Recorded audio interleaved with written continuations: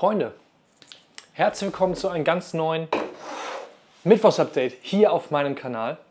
Ich bin Laurens alias der Wunderbursche, so habt ihr mich vor ein paar Jahren meinen Namen gegeben, so habt ihr mich einfach angefangen zu nennen. Ich glaube, das war erst ein Joke, mittlerweile ist es eigentlich ein geiler Insider, jeder kennt mich unter dem Wunderburschen. Ja, Freunde, ich habe mich ausgetobt mit meinen Kameras und mit meinen Lichtern. Ich habe jetzt eine halbe Stunde an diesem Setup hier gebaut. Ich bin natürlich auch Kamerafreak. So, ich bin aber auch ein Technikfreak. So, was möchte ich euch heute eigentlich erzählen? Jetzt habe ich mir so viel Mühe gegeben beim Setup, dass ich das schon gar nicht mehr weiß. Leute, es geht um die Zukunft des 3D-Printiverse und I say mal so, ich habe hier zu wenig Platz. Ich habe hier einfach zu wenig Platz. Ich möchte mich einfach mehr entfalten können. Und dafür brauche ich Platz. Das heißt, Freunde, es wird eine Zeit kommen, wo ich auf euch angewiesen bin, weil ich weiß nicht, ob ich da sehr viele Videos mache und ich hoffe, dass ihr mich in der Zeit nicht vergesst. Aber das glaube ich mal nicht. Also, ich werde in Zukunft auf jeden Fall irgendwann umziehen. Ich weiß noch nicht wann. Viele, die mich sehr, sehr, sehr, sehr gut kennen, wissen, was in Zukunft in meinem Leben noch so ansteht. Und die begleiten mich auf dieser Reise und unterstützen mich auch, genauso wie ihr da draußen. Jeder Zuschauer von euch da draußen unterstützt mich natürlich auf eure ganz eigene Art und Weise, dass ihr jede Woche meine Videos mehrfach schaut. Eure Kommentare, die ich mir so gerne durchlese. Ich antworte ja eigentlich jeden Kommentar. Wenn ich das mal nicht tue, dann liegt es einfach daran, dass ich es einfach zeitlich nicht mehr schaffe. Ich arbeite 24/7. Nein, ich arbeite eigentlich wirklich von der Minute, wo ich aufwache, geht es gleich mit einer Runde Handy, E-Mails checken, dies, das, Ananas. Manchmal werde ich auch von einem Telefon geweckt, relativ früh. Gehört dazu. Selbstständigkeit ist nicht was für jedermann, selbst und ständig. Ich mache das alles liebend gern. Ich habe so viele Sachen im Hintergrund in den letzten Monaten geplant und gemacht. Und es gibt immer wieder Dinge, die einfach nicht so klappen, wie man sich das vorstellt. Vielleicht merkt man das ja auch hin und wieder. Ich habe ja oftmals Sachen auch angeteasert vor einem, wann war das? Vor einem halben Jahr, Anfang des Jahres habe ich mal ein Video gemacht, wo ich hier eigentlich mit 2 neuen Seiko-Boxen Prototypen stand. Wenn ihr genau hingeschaut habt, habt ihr gemerkt, dass die eine Seiko-Box, die MKX-Box, tatsächlich nach wie vor einfach bei mir in der Produktion steht. Aber es geht dort mit nicht weiter, denn es gibt Probleme mit der weiteren Zusammenarbeit. Es geht einfach gerade nicht voran, weil einfach so viele andere Sachen, ich muss halt so viel Arbeit reinstecken und ich schaffe es halt einfach gerade nicht. Dann Thema Heizungssteuerung. Ich habe das ja vielleicht das eine oder andere schon mal angekündigt. Dazu möchte ich jetzt unbedingt was sagen. Ganz wichtiger Punkt gerade in meinem Leben. Sehr, sehr, sehr komplex und sehr schwierig und nimmt sehr viel Zeit in Anspruch und ist auch so ein Punkt, der mich halt auch dauerhaft irgendwie leider ein bisschen stresst. Denn Zusammenarbeit mit Menschen ist kompliziert. Es gibt immer wieder technische Hürden, die bewältigt werden sollen. Man hat den Hintergedanken, dass man einfach kein unfassbar teures Produkt machen möchte. Denn das habt ihr auch gemerkt, eigentlich fast alle Produkte in meinem Shop sind so niedrig gepreist, wie es nur geht. Irgendwo muss ja auch ein Euro hängen bleiben. Mehr aber auch nicht. Also es ist ein harter Kampf. Ich habe oftmals darüber nachgedacht, den Shop zu schließen und damit aufzuhören und mich einfach nur aufs 3D-Druck-Business zu konzentrieren. Aber ich habe da so einen Spaß dran. Und es macht mir so eine Freude, jedes Mal, wenn einer in meinem Shop bestellt. Ich liebe das. Auf jeden Fall die Heizungssteuerung, die ich angekündigt habe, die ich auch auf der Messe mitgebracht habe. Erstmal nochmal großes Dankeschön, dass ihr einige von euch da draußen mich auf der Messe besucht habt. Und da hatte ich ja meine Heizungssteuerung dabei.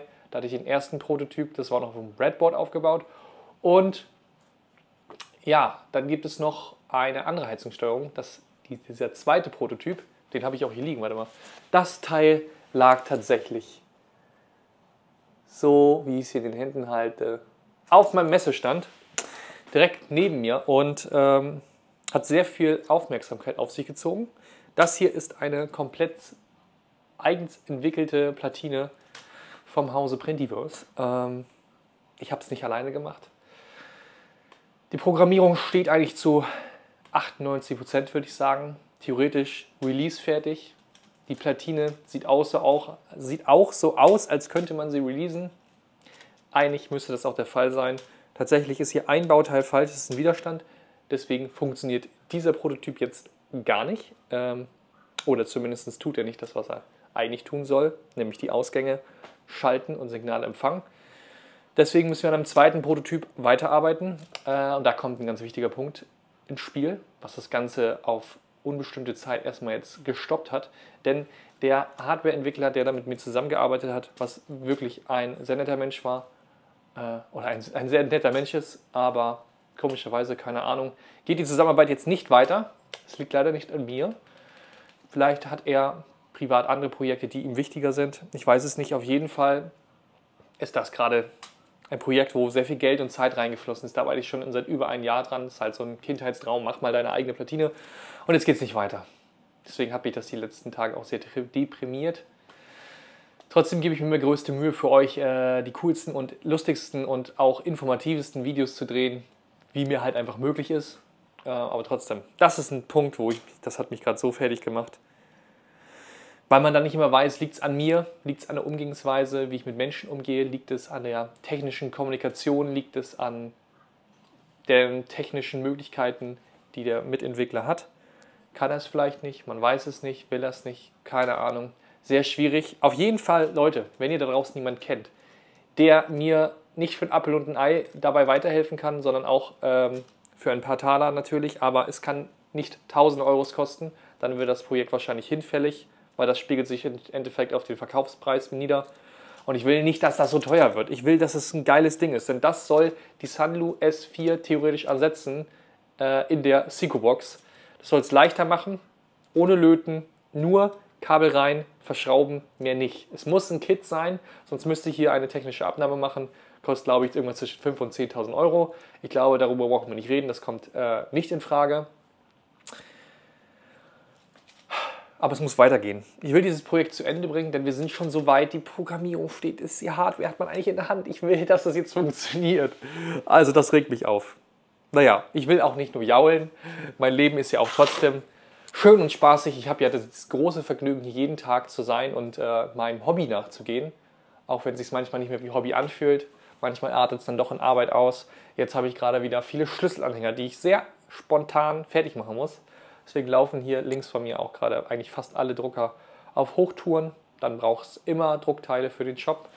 Das macht auf jeden Fall meine Farm gerade sehr, sehr rentabel und gut. Also zurzeit laufen fast alle Drucker, was ziemlich geil ist. Denn ihr habt ja auch oft gesagt, hey, deine Drucker laufen ja gar nicht alle. Ja, stimmt.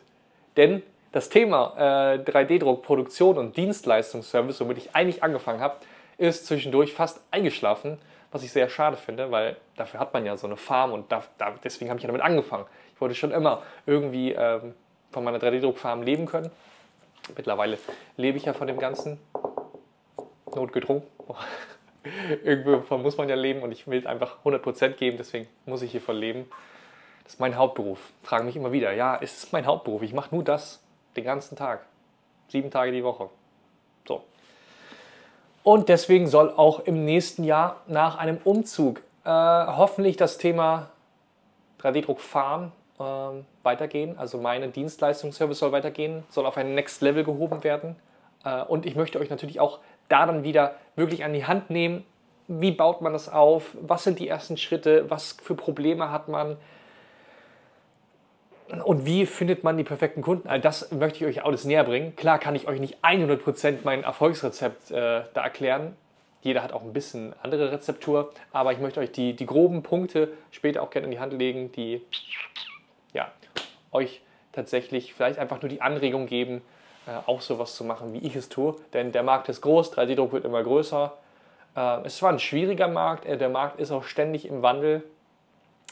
Durch die ganzen Co-XY-Drucker hat sich da die Szene ganz schön geändert. Also weg vom Batchshop, sei jetzt ein bisschen Industriedrucker. Es wird jetzt alles schon wieder günstiger und erschwinglicher, was nice ist. Dadurch werden viel, viel mehr Leute auf das 3D-Druck-Thema aufmerksam. Es sind auch einfach, also was ich mega finde, es sind immer mehr Frauen irgendwie unterwegs, die einfach Sachen für ihre Familie zu Hause drucken und Geschenke und schön, geil. Wenn es jetzt noch ein 100%iges nachhaltiges System für Refill geben würde, also quasi so ein Pfandsystem, dann wird das Ganze auch noch deutlich nachhaltiger werden. Und wenn ihr euch eine Solarplatte auf euer Vordach legt, dann könnt ihr sogar eine nahezu klimaneutral produzieren. Ah, das klingt alles so cool. Und das sind alles so Dinge, die ich weiter verfolgen möchte und euch auch mitnehmen möchte. Denn ich möchte auch schon seit langem meine Produktion quasi klimaneutral machen. An diesem Standort hier wäre es theoretisch möglich, aber dann doch zu aufwendig, wenn man eigentlich in Aufbruchsstimmung ist. Ja, also Aufbruchsstimmung ist ein großes Thema in meinem Kopf und diese diese Ungewissheit, man weiß nicht, wo es hingeht, ja, das ist ein großer Step, den ich da machen möchte. Und das ist nicht so einfach. Aber abwarten. Die Zeit wird es bringen. Ja, nächstes Thema auf der Liste ist die Printbase, die Tische. Ihr habt die ja die letzten Wochen schon bei mir gesehen. Ich sitze ja selbst gerade auf einem Tisch, aber das ist nicht die Printbase, das ist eigentlich der ausschlaggebende Punkt, weshalb ich eigene Tische auf den Markt bringen wollte. Was doch ganz schön komplex ist, weil verschiedene Größen sind jetzt schon angefragt. Ständig fragen mich Leute Sonderbaumaße. Ich habe das jetzt gar nicht mehr beantwortet, weil so viele irgendwie riesen Tische gebaut haben wollten. Es ist für mich nicht möglich. Und auch tatsächlich mit Firmen zusammenarbeiten ist kompliziert, erzähle ich gleich. Auf jeden Fall mit den Tischen wird es weitergehen. Die kommen in naher Zukunft auf den Markt. Wir starten ja mit der Printbase 700. Das ist ein guter Tisch. Ich glaube, das spricht gerade die meisten Leute an. Gerade jetzt noch H2S ist auf dem Markt, der H2D, der XL, viele weitere Drucker, K2C. Das sind alles relativ große Drucker, die viel Platz brauchen und man braucht auch viel Stuff dazu. Das kann man unten reinmachen oder 2 Drucker übereinander. Deswegen ist die 700er Reihe jetzt auf jeden Fall schon mal ein guter Start. Es wird noch eine 600er Reihe geben und es wird vielleicht auch noch eine 1000er Reihe geben für noch größere Drucker. Auch theoretisch dann für Laser. Auch sehr interessant. Genau. Und das Ganze wird schon modular sein. Es wird verschiedene Maße geben und es wird natürlich die Höhen konfigurierbar geben. Das heißt, ihr könnt entscheiden, wie groß euer Tisch sein soll, auf eure Körpergröße, auf euren Drucker, auf euren Anwendungszweck. All das soll gemacht werden. Ich hatte den jetzt auch schon an 2 Kunden ausgeliefert, die mich hintenrum auf ihre ganz eigene Art und Weise unterstützen. Also die ich halt einfach schon länger kenne, die oftmals bei mir im Shop gekauft haben, die das gesehen haben und sehr doll und sehr lieb und nett gefragt haben und auch bereit waren, ein Gerät oder einen Tisch zu bekommen, der nicht 100%ig ist. Denn dieser Versand von den Tischen ist ein ganz großes Thema. Die sind nicht leicht. Die Platten waren erst ein bisschen dicker, jetzt habe ich sie dünner gemacht, um 5 Kilo zu sparen. Stabilität ist gleich geblieben, aber dadurch kommen sie halt sicherer an. Eigentlich wollte ich alles in einem Paket machen, jetzt muss man mindestens 2 Pakete machen, jetzt muss der Shop umgestellt werden. Da musste ich so eine Gurtseilmaschine kaufen, jetzt brauche ich die aber eigentlich gar nicht mehr, wieder 1000 Euro über Bord geschmissen. Also es sind ganz viele Dinge, die damit zusammenhängen und das verstehen die Leute, glaube ich, auch gar nicht. Ihr denkt immer, der bestellt jetzt Aluprofile, bestellt Platten, ein paar Schrauben, zack, fertig. Aber dieses Handling dahinter ist halt echt komplex. Und wenn ich jetzt Tische verkaufen möchte und ich werde den bald releasen, dann werden das auch sicherlich andere Influencer posten und das wird ein bisschen durchgehen. Und ich will dann nicht, dass der direkt ausverkauft ist. Das heißt, ich muss auch Ware vorhalten und genügend Pappe kaufen. Schon mal, die Gewinde müssen geschnitten werden, großes Thema, müssen eigentlich 32 M6 Gewinde reingeschnitten werden. Merke ich gerade, ist für euch da draußen eigentlich so gut wie unmöglich, deswegen soll das auch gemacht werden. Da müssen wieder nachgefragt werden, welche Preise, welche Größe, welche Längen, dass es auch alles so wird und natürlich Baupläne. Leute, ihr müsst das bauen und das muss einfach sein und das ist ganz wichtig und das nimmt auch so viel Zeit in Anspruch. Ja, deswegen sind die Tische immer noch nicht raus, weil ich will es einfach perfekt machen. Weil ich habe oftmals in meiner Karriere vielleicht auch Dinge gemacht, die vielleicht ein bisschen schnell waren und dann erst später besser geworden sind. Das heißt zum Beispiel die Seiko-Boxen, die wollte ich erst gar nicht verkaufen. Dann habe ich gesagt, gut, ich mache mal 10 für die Leute, die es nicht brauchen. Mittlerweile verschicke ich einige im Monat und die Druckteile wollte ich erst auch nicht machen. Jetzt drucken 2, 3 Drucker bei mir nur die Druckteile für die Seiko-Boxen. Ja, also es geht immer in eine andere Richtung, als man will. Mein Vater sagt immer, Laurenz, schreib doch mal einen Businessplan. Ich bin so froh, dass ich nie einen Businessplan geschrieben habe, denn dann wäre ich nicht da, wo ich heute bin, weil ich laufe nach rechts und ich muss im Endeffekt nach links springen. Das ist so ein bisschen wie Mario, finde ich. So kann man es vergleichen. Also man weiß nie, in welche Richtung es geht. Ich wache morgen früh auf, habe eine neue Produktidee, ich will das umsetzen, ich rede mit euch, ich bekomme Feedback, es geht weiter, man entwickelt, man macht Prototypen.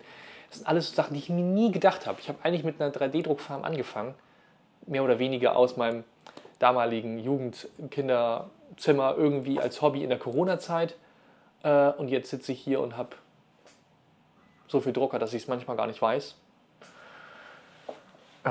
Es werden ja auch stetig mehr. Ich muss mal hin und wieder auch mal welche abgeben. Dann verschenke ich mal welche an Freunde.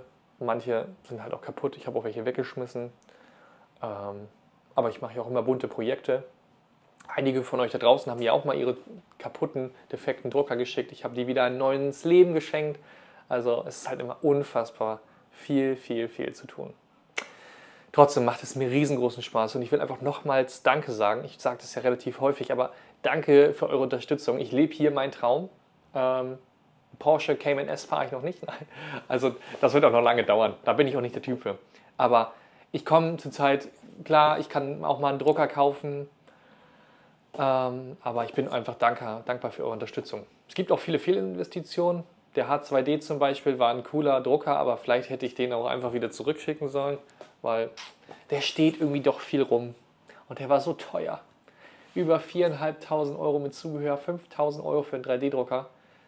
Heute würde ich, glaube ich, sagen, ich hätte mir lieber doch einen XL kaufen sollen mit 5 Köpfen und einem Closure. Weiß nicht. Also der H2D ist auch so eine Up-and-Down-Phase bei uns beiden. Mal verstehen wir uns gut, dann freue ich mich, dass ich ihn habe. Manchmal denke ich mir auch so, ja, was soll denn jetzt die Plastikmühle? Irgendwie steht die hier im Weg. Aber das ist nun am Rande. Es kommen ja auch noch weitere Videos über den H2D und ich bin auch froh, dass ich den habe, weil ich darüber halt natürlich coole Videos machen kann. Aber auch das habe ich mir anders vorgestellt. Manchmal, weiß ich nicht, ich wollte so viele coole Videos schon mit dem drehen, aber dann zieht sich das, dann geht was nicht, dann ist was kaputt, dann muss man das Projekt machen. Ja, das habe ich, glaube ich, unterschätzt. Ich habe ja schon immer YouTube gemacht, auch vorher mit meinem damaligen Kindheitsbesten Freund haben wir immer auch fleißig Videos gedreht und davor habe ich auch schon mit meiner Schwester zusammen Videos zu Hause gedreht. Also es waren schon immer lustige Actionfilme oder sowas für Familienfreunde ja, im Umkreis zu sehen. Ja, deswegen bin ich einfach happy. Deswegen habe ich auch so Spaß an Kameras und alles. Ich liebe einfach Technik, ich liebe das, was ich mache. Na, was soll ich denn jetzt noch sagen? Es kommen Produkte, es kommen auch manche Produkte erst später. Dauert alles so, wie es soll. Zum Beispiel auch die Segobox für den Core One. Prototyp war eigentlich fertig, hätte man auch eigentlich verkaufen können. Dann überlegt man sich wieder das, dann mit der Rückwicklung der Rollen hat man eine Lösung, dann muss es mal umgebaut werden, da hat man da wieder keine Zeit zu. Dann geht die MMU noch gar nicht für den Core One, jetzt geht sie mittlerweile, jetzt kommt aber auch irgendwie bald ein anderes System. Bondtech und Prusa kooperieren jetzt ja bald, mal schauen, was wir da jetzt bald sehen, vielleicht zur Formnext, vielleicht früher. Ja, es passiert allgemein so viel in der 3D-Druckwelt. Also, ihr merkt das ja wahrscheinlich auch. Es kommt gerade ein interessanter Drucker nacheinander raus. Es werden so viele neue, interessante Produkte dieses Jahr noch kommen. Das ist so cool, was die 3D-Druckhersteller da alles rausbringen. Die konkurrieren sich ja so krass und jeder versucht immer zu toppen. Ach, ich liebe das alles. Ja, und vor allen Dingen liebe ich meine Zuschauer, euch da draußen. Ich hoffe, euch gefällt der Content, den ich jede Woche mache. Dieses Mal ein bisschen krasserer Deep Talk vielleicht mit diesem Licht, aber ich hatte Spaß beim Aufbauen des Setups. Ich hoffe, euch hat das Video gefallen. Schreibt gerne mal eure Gedanken in die Kommentare, dann können wir uns da unten gerne austauschen. Ansonsten gebt dem Video gerne einen Daumen nach oben. Abonniert wie immer meinen Channel, wenn ihr das noch nicht gemacht habt, denn viele von euch schauen meine Videos regelmäßig, aber folgen mir gar nicht. Deswegen würde ich mich freuen, wenn wir bald die 10.000 Abonnenten zusammen knacken. Das wäre echt ein großer Meilenstein für mich. Das bedeutet mir sehr viel, also helft mir gerne dabei. Und ganz wichtig, abonniert die Glocke, dass ihr auch immer mitbekommt, wenn ein neues Video von mir kommt, denn so könnt ihr mich zu 100% unterstützen. Wenn ihr noch irgendwelche 3D-Druckartikel sucht, dann schreibt mir gerne eine E-Mail, dann nehme ich das gerne in meinem Shop auf. Ansonsten schaut auch gerne in meinem Shop vorbei und sucht euch da was Schönes aus. Damit könnt ihr mich natürlich auch unterstützen. Ansonsten sage ich wie immer vielen Dank fürs Einschalten. Wir sehen uns wie immer mittwochs und sonntags. Bis gleich, Freunde.